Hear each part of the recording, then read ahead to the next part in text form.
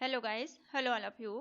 IGNOU BA के question answer की series में हम FST 01 का सेकंड चैप्टर कर रहे थे।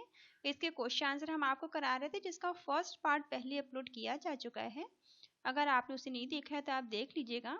ये विज्ञान और प्रौद्योगिकी है, ठीक है, जो आपका कोर्स है। कोर्स कोड FST 01 है और विज्ञान और प्रौद्योगिकी foundation course in science and technology. ठीक है, अगर आप BA में हैं, BCom में हैं, BSc है या फिर आप BCA कर रहे हैं या कोई दूसरा भी डिग्री कोर्स कर रहे हैं तो आप इसे देख सकते हैं, क्योंकि ये जो FST 01 है ये बहुत सारे डिग्री कोर्स में चलता है इग्नू में, तो आप इसे देख सकते हैं। चलिए स्टार्ट करते हैं इसके बचे हुए क्वेश्चन आंसर।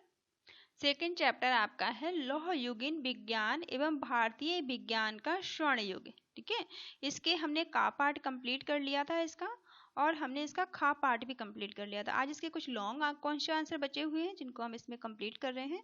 तो चलिए स्टार्ट करते हैं। इसका फर्स्ट क्वेश्चन है जो आपसे पूछा गया है, ये फर्स्ट क्वेश्चन आपसे पूछा गया है कि लौह युग के दौरान भारतीयों एवं यूरोपियों ने विज्ञान को सर्वाधिक अपना लिया था। इसके आपसे प्रमाण पूछे गए हैं। ठीक है, कि जो लौह युग था उसके दौरान भारतीय और यूरोपीय दोनों ने ही, ठीक है, भारतीय और यूरोपीय दोनों ने ही विज्ञान को सर्वाधिक अपना लिया था। सबसे ज्यादा इन्होंने विज्ञान को इस युग में अपनाया था। इसके क्या प्रमाण है जो आपको देने हैं। ठीक है, तो लौह युग में जितनी भी वैज्ञानिक प्रगति हुई, ठीक है, जितना भी विज्ञान का डेवलपमेंट जो था लौह युग में हुआ है, वह आज के लिए एक प्रेरणा स्रोत है।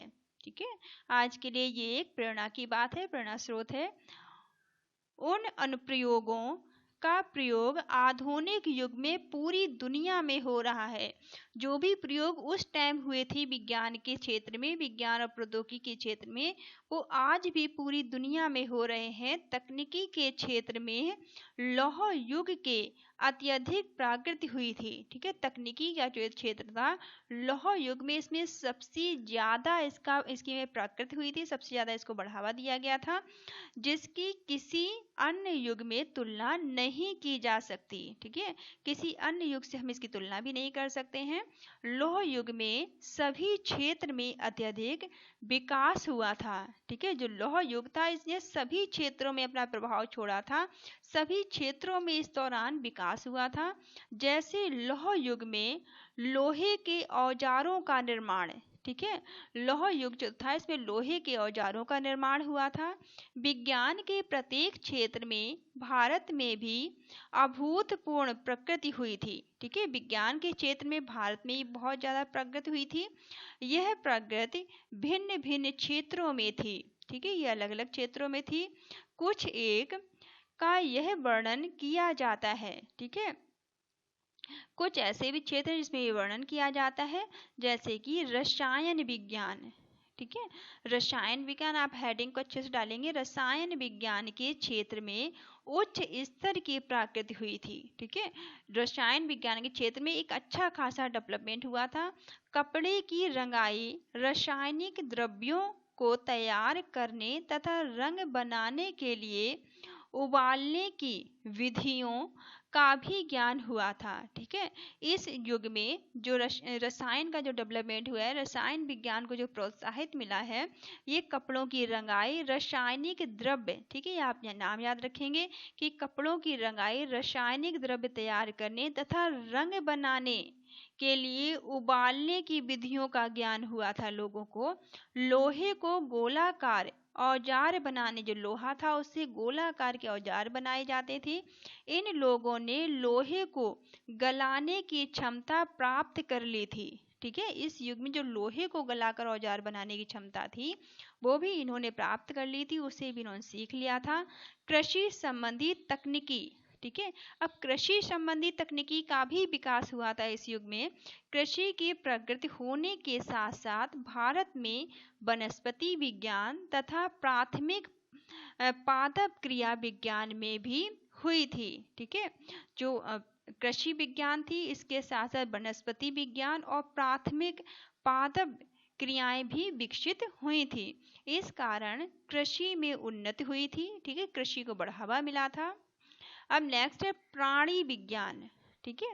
प्राणी विज्ञान इस काल में आयुर्विज्ञान के क्षेत्र में काफी प्रगति हुई थी। ठीक है, इस काल में आयुर्विज्ञान के क्षेत्र में भी बहुत ज्यादा प्रगति हुई थी। आयुर्विज्ञान का ज्ञान, लोगों को आयुर्विज्ञान का भी ज्ञान हुआ था, जो आधुनिक ज्ञान का मुख्य आधार है। ठीक है, आज का भी जो आधार बना हुआ है उसी काल की देन है। रोगों का उपचार रोगों के लक्षणों को पहचान कर होता था। ठीक है, रोगों का उपचार कैसे होता था? रोगों का उपचार रोगों के लक्षणों को पहचान कर किया जाता था। आयुर्वैज्ञानिक वैद्य बीमारी के निदान के लिए विभिन्न विधियों का प्रयोग करते थे। ठीक है, नाड़ी परीक्षण, जैसे कि वो नाड़ी परीक्षण किया करते थे, नाड़ी को देखकर रोगों का पता लगाया करते थे, इनके मुख्य रूप से प्रचलित था। ठीक है, नाड़ी विज्ञान जो था, नाड़ी परीक्षण जो था, ये मुख्य रूप से प्रचलित था। किसमें? आयुर्वेदिक वैद्य जो किया करते थे आयुर्वेदिक की बीमारियों में। यूनान में भी आयुर्विज्ञान का विकास हुआ था।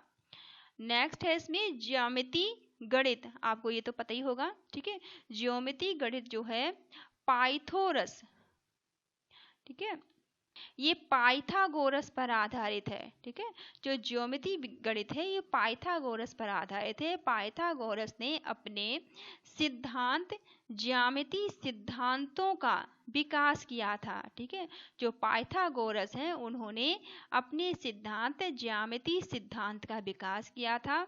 उसने जिन सिद्धांत प्रमाणों की खोज की उनका प्रयोग संपूर्ण संसार में आज भी समान रूप से होता है। ठीक है, आज भी इसका प्रयोग पूरी दुनिया में हो रहा है। खगोल विज्ञान, नेक्स्ट क्या है? खगोल विज्ञान। खगोल विज्ञान यूनान में आकाश में एक आदर्श विश्व का अध्ययन तथा प्राप्त परिमाणों के अनुसार जटिल मंडलों के आविष्कार किए गए थे। तो खगोल विज्ञान में क्या क्या किया गया था? खगोल विज्ञान में जो था वो आदर्श विश्व का अध्ययन किया गया था, जिसका रिजल्ट क्या हुआ? जटिल मंडलों के आविष्कार किए गए। ठीक है, जटिल जो थोड़े कठिन कठिन मॉडल थे उन्हें तैयार किया गया। मशीनीकरण। ठीक है, अब नेक्स्ट क्या टॉपिक है? मशीनीकरण। ठीक है, मशीन से तो आप भली बात परिचित होंगे। मशीनीकरण इस तकनीकी के विकास के लिए बहुत सी लोहे की यांत्रिक वस्तुएं विकसित की गई। ठीक है, बहुत सारे लोहे के जो थे वो लोहे से मशीनें बनाई गई, लोहे से यांत्रिक चीजें बनाई गई। इन यंत्रों का प्रयोग खेतों की सिंचाई, पानी का जहाज बनाने में प्रयुक्त किया गया। ठीक है, इनका प्रयोग जो था वो खेतों की सिंचाई के लिए यूज हुआ और पानी के जहाज बनाने के लिए भी यूज किया गया। नेक्स्ट क्वेश्चन है इसमें, जैन धर्म के आचार्यों का गणित में योगदान बताइए। अब जो जैन धर्म के टीचर्स थे, जैन धर्म के जो आचार्य थे, उनका गणित में क्या योगदान था, ये आपसे पूछा गया है। ठीक है, तो इसका आंसर है, जैसे जैन साधु अपनी धार्मिक शिक्षा में गणित के ज्ञान को बहुत महत्व देते थे। ठीक है, आपने पहले शायद नाम ही सुना हो। तो जैन जो साधु हुआ करते थे वो अपनी शिक्षा के लिए, धार्मिक शिक्षा के लिए वो गणित को बहुत ज्यादा महत्व देते थे। ठीक है, उमा स्वाति तथा अन्य लोगों द्वारा लिखित, तो इन्होंने जो स्थानांक सूत्र लिखे हैं, किसने? इनका नाम आप याद रखेंगे कि स्थानांक सूत्र किसने लिखे? उमा स्वामी और दूसरे भी जो लोग हैं उन्होंने जो स्थानांक सूत्र जो लिखे हैं वो 100 वर्ष ईसा पूर्व की बात यहाँ पे हो रही है। ठीक है, सूर्य प्रज्ञापति, अब जो सूर्य प्रज्ञापति हैं भद्र वहाबी और भद्र वहाबी संहिता 300 वर्ष ईसा पूर्व। ठीक है, इनके सन थोड़ा सा आप याद कर लीजिएगा। ठीक है, क्षेत्र समाज 150 ईसा पूर्व में क्षेत्र मिति, ठीक है, जो क्षेत्र मिति और कारणी भिन्न, ठीक है, जिसे फ्रैक्शन कहते हैं, भिन्न क्रम चयन और संचय ज्यामिति आदि का विस्तार से विवरण दिया गया है। ठीक है, इन सब चीजों का विवरण आपको यहाँ पे विस्तार से मिलता है। जैनियों द्वारा प्रयोग किए जाने वाले ये विषय तथा विभिन्न तकनीकी शब्दावलियां जो अलग अलग तकनीकी की जो शब्दावलियां थी, बाद में जो विद्वान थे इस चीज के विद्वानों के गणितीय ग्रंथों में अपना लिया गया। ठीक है, जो विद्वान थे जिन्होंने गणित के ग्रंथ लिखे थे, उन्होंने इन सारी जो शब्दावलियां थी उन्हें अपने ग्रंथों में अपना लिया था, चाहे उनकी धार्मिक विचारधारा जो भी रही हो। ठीक है, उनका धार्मिक तौर पे चाहे जो भी सोचना हो, पर उन्होंने क्षेत्र मिति में यह स्पष्ट किया कि किसी वृत्त के व्यास, परिधि, चाप और किसी वृत्त की जीवा में क्या संबंध है। ठीक है, इस प्रक्रिया में उन्होंने करणी का अनुमानित मूल्य निकालने के हल प्रस्तुत किए थे, जैसे कि बड़े और जटिल गणितीय गुणनफलों का प्रयोग करते थे। मिश्रित संख्याओं का हल निकालने में वे प्रायः अनुमानित मूल्य का सहारा लेते थे। जब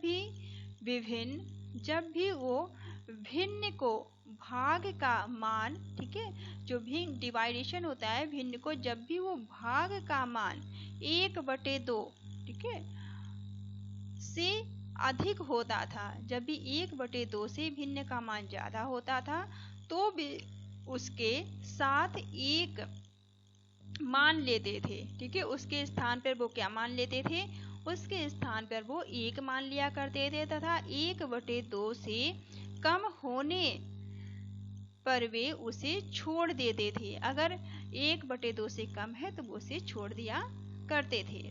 ठीक है, इस तरह का कुछ है। 1-2 बार आप वीडियो देखेंगे तो आपको समझ में आ जाएगा, थोड़ा आप लिख पाएंगे एग्जाम में। ठीक है, चलिए नेक्स्ट क्वेश्चन इसका है, लास्ट क्वेश्चन है चैप्टर का।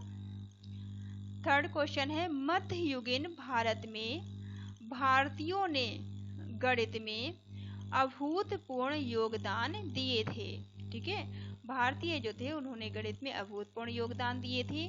व्याख्या करें। ठीक है, इसको आपको व्याख्या करके बताना है। ब्रह्मगुप्त के समय में, ठीक है, जो ब्रह्मगुप्त थे उनके समय में लगभग 598 ईसा पूर्व गणित शास्त्र की एक पृथक शाखा के रूप में बीज गणित का उदय हुआ था। ठीक है, बीज गणित जो थी इसका उदय कब हुआ था, इस युग में हुआ था, ब्रह्मगुप्त के काल में। ब्रह्मगुप्त जो है इनके काल में 598 ईसा पूर्व, ठीक है, 598 ईसा पूर्व में ब्रह्मगुप्त के समय में बीज गणित का उदय हुआ था। बीज गणित के भारतीयों के विद्वानों ने, जो भारतीय विद्वान थे, इन्होंने संभवतः इतिहास में पहली बार रंगों अथवा रत्नों के संक्षिप्त नामों को अज्ञात मात्राओं, संक्रियाओं, धातुओं, मूल्य आदि के प्रतीक के रूप में व्यक्त किया था। ये नाम आप कुछ कुछ याद रखें कि जो अज्ञात मात्राएं थी, ठीक है, और संक्रियाओं, घातों, मूल्य आदि का जो है इन्होंने पहली बार यूज किया था प्रतीकों के रूप में। इन्होंने ऋणात्मक मात्राओं को एक बिंदु द्वारा व्यक्त किया था।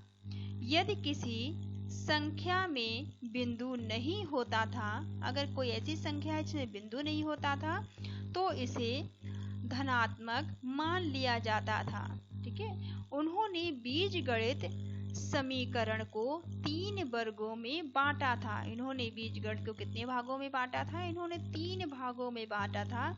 पहला, एक अज्ञात संख्या में समीकरण। ठीक है, पहला है कि एक अज्ञात संख्या में समीकरण। दूसरा है कई अज्ञात संख्याओं में समीकरण। ठीक है, एक अज्ञात संख्या में समीकरण और दूसरा है कई अज्ञात संख्याओं में समीकरण। तीसरा है अज्ञात संख्याओं के गुणनफल का समीकरण। ठीक है, अज्ञात संख्याओं के अज्ञात जो संख्याएं थी उनके गुणनफल में समीकरण। ये 3 इनके ऐसे पॉइंट थे, इन पॉइंट को आप याद रखिएगा। ठीक है, तीनों बातें आपको याद रखनी है। कि 3 भागों में से बांटा गया था। आपको ऐसे ही पूछा जा सकता है, 3 भाग भी पूछे जा सकते हैं कि बीजगणित समीकरण के 3 पार्ट बताइए, ठीक है, 3 वर्ग बताइए, इस तरह से भी आपसे पूछ सकते हैं। तो आप ये पॉइंट को याद रखिएगा। बीजगणित के अलावा प्राचीन सभ्यता का संभवतः सबसे बड़ा योगदान संख्याओं का आविष्कार था। संख्याओं को शब्दों तथा अक्षरों द्वारा दर्शाने की आवश्यकता तब हुई जब मनुष्य के सामने बहुत बड़ी तथा बहुत छोटी संख्याओं की समस्या आई। व्यापार तथा नौसेना संचालन में विस्तार होने के कारण विज्ञान के इन क्षेत्रों को बढ़ावा मिला। अब मानव अपने व्यापारिक लेन देन, तारों की संख्याओं और दूरियों अथवा तारों के उदय होने की अवधि को व्यक्त करने के लिए दिनों की संख्या को खड़ी पाइयों से व्यक्त नहीं कर पाता था। ठीक है, इन्हें वो अब खड़ी पाइयों से व्यक्त नहीं कर सकते थे। इस काल में जिन संख्यात्मक अंकन पद्धतियों का प्रयोग किया जाता था उनमें से कुछ अर्थात खगोष्ठी तथा ब्राह्मी प्राणियों प्रणालियों, अशोक संघ और पार्थियन तथा कुषाणों के शिलालेखों में पाई जाती हैं। ठीक है, इन लोगों के जो शिलालेख हैं इनमें उस टाइम की ये सारी चीजें आपको आप पा सकते हैं, देख सकते हैं। उनका समय ईसा पूर्व 4वीं शताब्दी से लेकर ईसा के बाद 2वीं शताब्दी तक था। ठीक है, इस समय टाइम पीरियड आप याद रखेंगे। दशमलव का सबसे पहला उल्लेख हमें एक गुर्जर अनुदान पात्र में मिलता है। ठीक है, जो दशमलव है हमारा, इस सबसे पहला इसका उल्लेख कब मिला है? दशमलव का सबसे पहला उल्लेख हमें मिला है एक गुर्जर अनुदान पात्र में लिखा मिला है। इसका 595 ईसा में मिला है। ये भारत में संख्याओं को वस्तुओं, जीवों अथवा विचारों के नाम से व्यक्त किया जाता था, जैसे कि 0, 0 या 0। ठीक है, 0, 0 या 0 से व्यक्त किया जाता था। 0, 0 या 0 को आकाश, अंबर, शून्य द्वारा व्यक्त किया जाता था। ठीक है, 0, 0 को आप ये याद रखें किस किस से व्यक्त किया जाता था? आकाश, अंबर, शून्य, इन चीजों से व्यक्त किया जाता था। आई होप आपको समझ में आया होगा। तो ये सेकेंड जो क्वेश्चन पेपर आपका था ये यहाँ पे खत्म होता है। एक्चुअली हम ये क्वेश्चन पेपर आपको सॉल्व करा रहे हैं। ठीक है, ये लास्ट जितने ईयर में क्वेश्चन आंसर पूछे गए हैं लास्ट 10 ईयर में उन सभी को हम यहाँ सॉल्व कर रहे हैं। तो ये आप इसे क्वेश्चन पेपर मान के चलिए। ठीक है, तो लास्ट जो सेकेंड चैप्टर से जो भी क्वेश्चन बन सकते थे वो सारे यहाँ पे हम कवर कर चुके हैं। चलिए नेक्स्ट थर्ड चैप्टर के क्वेश्चन आंसर हम नेक्स्ट वीडियो में करेंगे। तो आपको ये वीडियो कैसा लगा? अगर आपके लिए हेल्पफुल है तो आप मुझे कमेंट करके ज़रूर बताइए। अगर आप किसी और सब्जेक्ट का वीडियो बनवाना चाहते हैं तो भी आप मुझे कमेंट करके बता सकते हैं। Thank you all of you, thank you for watching.